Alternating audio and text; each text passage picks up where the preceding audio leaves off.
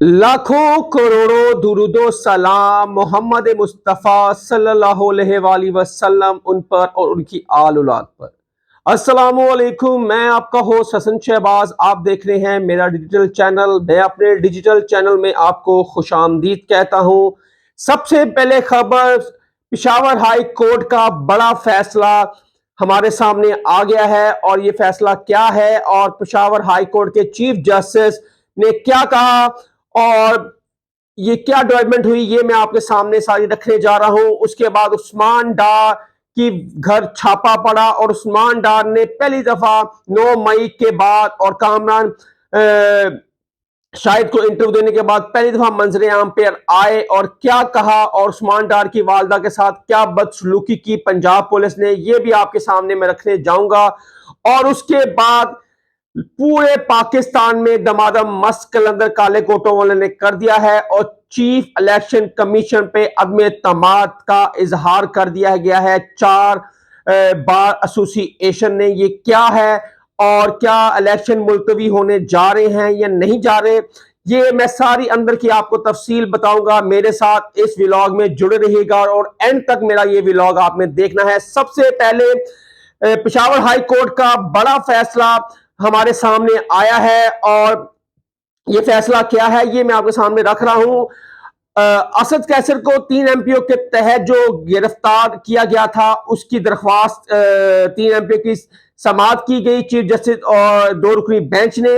और असद कैसर के वकील ने कहा है कि असद कैसर को एंटी करप्शन में जमानत मिली तो 3 एमपीओ के तहत डीसी स्वाबी ने उनको 30 दिन के लिए जेल में पकड़कर गिरफ्तार किया और 30 दिन के लिए नजरबंदी का हुक्म दे दिया। जबकि 9 दिसंबर को जमानत मंजूर होती है और जब ये 8 को ये 3 एमपीओ का जो ऑर्डर था वो जारी होता है तब असद कैसर जेल में थे, ये वकील का कहना है। और 9 दिसंबर को जब जमानत मंजूर हुई और 3 एमपीओ के तहत उनको गिरफ्तार कर लिया गया।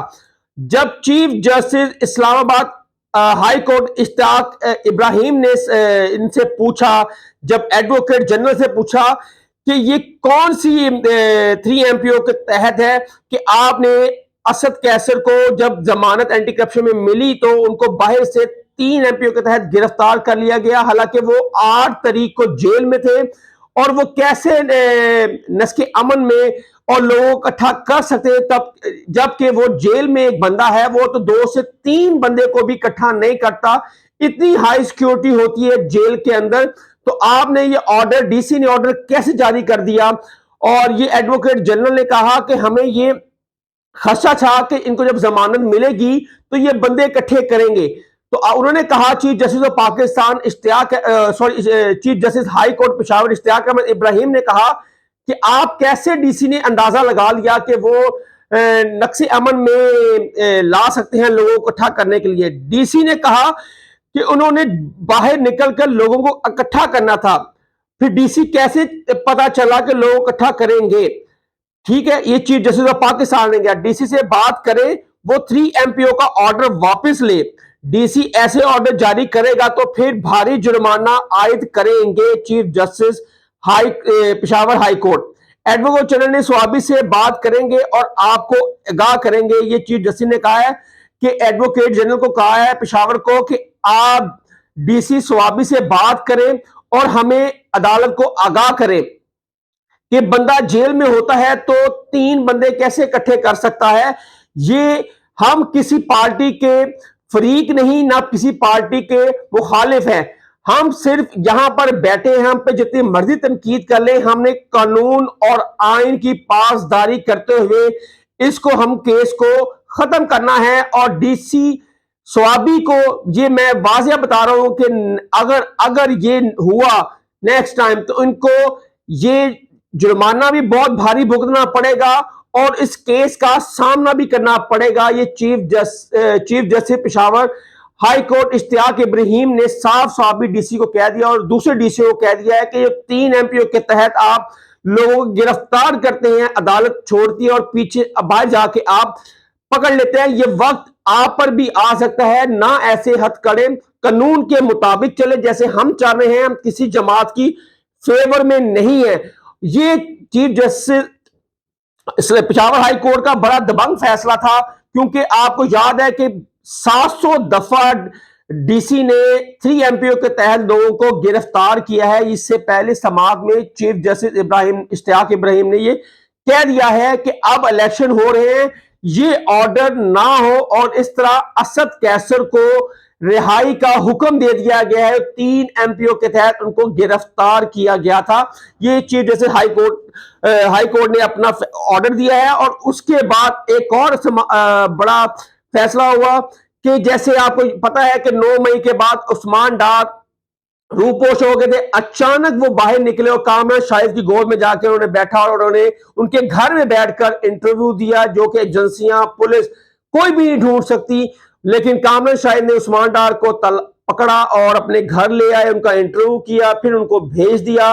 9 मई की मजम्मत की, तरीके हिसाब से लातलकी इख्तियार की, और उस्मान डार का कोई पता नहीं। उसके बाद वो ना तो इंटरव्यू पे आए, ना वो टीवी पे आए। और कल हमने देखा जैसे ही उनके घर रेड होती है, सियालकोट की पुलिस रेड करती है, क्योंकि उन्होंने कहा है कि 4 मुकदमात में इश्तिहारी हैं उस्मान डार, ये डीपीओ सियालकोट ने कहा है। और हम उनके घर जब रेड करने गए तो उनके घर में सिर्फ खवातीन थी। जैसे आपको पता है कि उस्मान डार उस घर में नहीं है, तो आप पहले तो ये डीपीओ सियालकोट को आगाह करना चाहिए कि साथ सिक्योरिटी पुलिस भी की खवातीन भी थी। जब आप किसी घर के अंदर जाते हैं तो बगैर इजाजत किसी घर अंदर जा नहीं सकते, और आप खवातीन को होना लाजमी है। जब आपने किसी घर एंटर होना तो खवातीन पुलिस एंटर होती है। पहले तो डीपीओ ये भी कहे कि खवातीन पुलिस आपके साथ थी। और फुटेज में जो हमें उस्मान डार की जो वीडियो एक छोटी सी जारी की है, उन्होंने जो भेजी है सहाफी हजरात को, वो मैं आपको चला नहीं सकता। वो इतनी दर्दनाक है कि उस्मान डार का 6 साल का बच्चा भी अंदर से खौफ ज्यादा और सहमा हुआ है और रो रहा है। उनकी जो घर की खवातीन है और उस्मान डार की वालदा, उनसे रिक्वेस्ट करिए कि उस्मान डार यहाँ पे नहीं है, आप अल्लाह का वास्ता है आप यहाँ से चले गए, हमारा कसूर क्या है। उस्मान डार की जो फैमिली है वो अंदर से जो खाली खवातीन है, लेकिन सियालकोट की पुलिस ने दरवाजे तोड़े और अंदर घुस आई, हालांकि वो अंदर नहीं घुस सकती। और फिर अगर कामरान शाहिद तो कहते हैं ना कि उस्मान डार के साथ मेरे बड़े पुराने मुरासिम हैं और बड़े अच्छे दोस्त हैं, अब उस्मान डार की वालदा को घर बुलाएं, उस्मान डार की वालदा को घर बुलाएं, घर ना बुलाएं, सॉरी, उनको दुनिया न्यूज के दफ्तर बुलाएं। इस दफा घर ना बुलाएं, इस दफा दुनिया न्यूज के दफ्तर बुलाएं, साथ डीपीओ सियालकोट को बैठाएं, दोनों का मौकफ लें, ताकि लोगों को पता चले कौन सच्चा और कौन झूठा है। इस तरह नहीं है जिस तरह आपने उस्मान डार को घर बुलाकर उसका इंटरव्यू किया और भेज दिया। प्री प्लान इंटरव्यू नहीं, लोग देखें, लोग फैसला करें। उस्मान डार की वालदा आपकी भी वालदा है, क्योंकि दोस्त की वालदा आपकी वालदा है, आपके साथ उनके बहुत पुराने दोस्ती नाते रिश्ते हैं उस्मान डार के साथ। तो आप ये प्लीज एक दफा ये भी करें कि उस्मान डार की वालदा और सियालकोट डीपीओ को ले, और जो वीडियो उस्मान डार ने हमें भेजी है वो भी वो चलाएं और डीपीओ सियालकोट को दिखाएं कि ये देखें जी, आप तो कहते हैं कि इस तरह की कुछ नहीं हुई, ये क्या है। फिर दूध का दूध और पानी का पानी होगा। और मेरी इंशाल्लाह कामरान शाहिद अगर देखेंगे तो जाहिर वो बुलाएंगे भी, क्योंकि उनकी दोस्त की वालदा के साथ इतनी बदतमीजी हुई। तो अगर उस्मान डार को ढूंढ सकते हैं, और क्योंकि उनकी वालदा उधर है, उनको ऑफिस बुलाएं, दुनिया न्यूज के उनका इंटरव्यू करें, यहाँ पे डीपीओ सियालकोट भी होंगे और दूध का दूध और पानी का पानी हो जाएगा। अब इलेक्शन 8 फरवरी को होने जा रहे हैं, और दादा मस्त कलंदर काले कोटों ने कर दिया है, और 4 बार एसोसिएशन ने chief justice chief election commission पर अदम एतमाद का इजहार कर दिया है, जिसमें Sindh bar association, Lahore bar association, Pakistan bar association और सुप्रीम कोर्ट बार एसोसिएशन ने चीफ इलेक्शन के खिलाफ अदम एतमाद का इजहार कर दिया है। उन्होंने कहा है कि चीफ इलेक्शन कमीशन अपनी जिम्मेदारियों पर पूरा नहीं उतरे। उन्होंने हल्का बंदियों के खिलाफ उन्होंने गलत हल्का बंदियां की हैं, और किसी को मुफाद देने के लिए कहीं पे जो 2 सीटें थी वहां पे 1 कर दी और कहां पे 1 थी उन पे 2 कर दी गई और ठीक मदमशुमारी भी नहीं की और हल्का बंदियों में भी शकूक व शुबात है और इलेक्शन फ्री एंड फेयर नहीं हो सकते। इसलिए इनको अपने ओहदे पर रहने का कोई हक नहीं है। सिर्फ चीफ इलेक्शन कमीशन ने 5 साल में सिर्फ एक इलेक्शन करवाना होता है, वो भी इलेक्शन अगर शफाफ नहीं हो सकता तो चीफ इलेक्शन कमीशन को अपने ओहदे पर रहने का कोई हक नहीं है। अब ये सारा ये जो चल रहा है ये इलेक्शन को रुकवाने के लिए बहुत सारी ताकतें इलेक्शन नहीं करवाना चाहती। ये मैंने आपको पहले भी अपने वीलॉग में बताया था और आज भी बता रहा हूं। बहुत सारी ताकतें एक्टिवेट हैं पाकिस्तान में और पाकिस्तान को स्टेबल नहीं होने देनी जा रही और डिस्टेबलाइज करने की कोशिश में जारी है। और लोगों का कुछ ताकतों का कहना है कि इलेक्शन कम से कम 2 से 3 महीने आगे चले जाएं। ये सारी वही डोरियां हिला रहे हैं अब वकला की भी, जिसमें बार एसोसिएशन है और सुप्रीम कोर्ट बार एसोसिएशन ने कहा है कि हमें पाकिस्तान बार एसोसिएशन ने ला तलकी इख्तियार की, हमें इस नोटिस का कुछ नहीं पता। हमने कभी नहीं मुतालबा किया कि चीफ इलेक्शन कमीशन को मुस्ताफी होना चाहिए। हमारे भी बहुत सारे खदशात हैं इलेक्शन के हवाले से, लेकिन हमने चीफ इलेक्शन कमीशन को बरतरफ होने का नहीं कहा। इसी तरह पीटीआई के अली जफर भी कैपिटल टॉक में आए, उन्होंने कहा है कि हमारा कोई भी नहीं ख्याल कि चीफ इलेक्शन कमीशन को इस हाल में जब इलेक्शन सर पर हैं और उनको हटाया जाए, ये हम हरगिज इस बात को नहीं तस्लीम करते। इलेक्शन 8 फरवरी को होने चाहिए और जरूर होने चाहिए। ये अली जफर जो पीटीआई के वकील भी हैं और रहनुमा भी हैं, उन्होंने कहा है कि हम इसको मुस्तरद करते हैं इस पटिशन को जो बार एसोसिएशन और पाकिस्तान बार एसोसिएशन ने जो मुतालबा किया है। ये कहना है। हालांकि पीटीआई को बहुत सारे खदशात हैं चीफ इलेक्शन कमीशन, जैसे उनका बल्ले का निशान लिया जा रहा है, जैसे उनसे 20 सवाल किए गए इंट्रा पार्टी इलेक्शन में। हालांकि आज तक इलेक्शन कमीशन ने इंट्रा पार्टी इलेक्शन में कभी दूसरों से सवाल नहीं किए।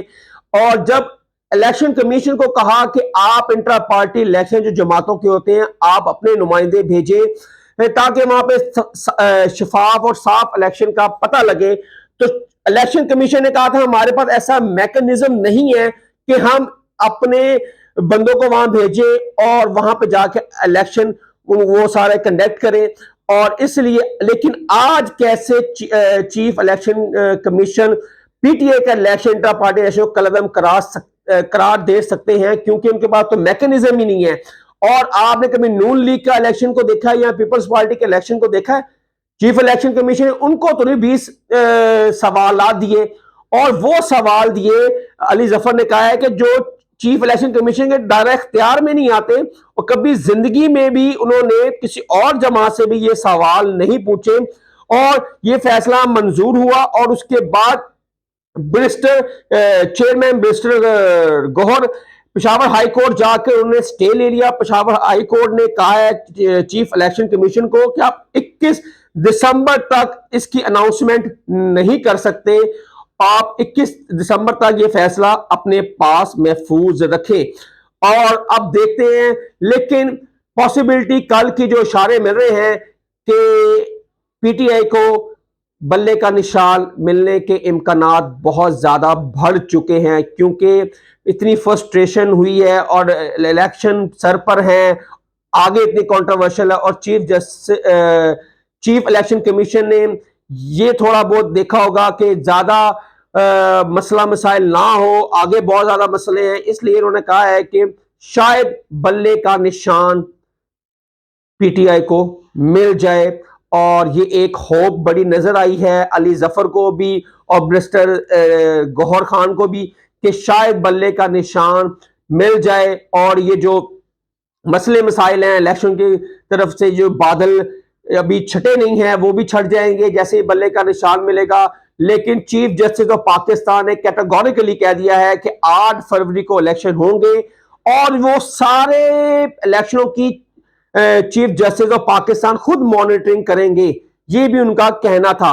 ये था हमारा आज का व्लॉग। अगर आपको मेरा व्लॉग पसंद आया हो तो मेरे हसन शहबाज को सब्सक्राइब और लाइक और शेयर जरूर कीजिएगा मेरे चैनल को। और नेक्स्ट व्लॉग के लिए मुझे इजाजत दें। अल्लाह हाफिज।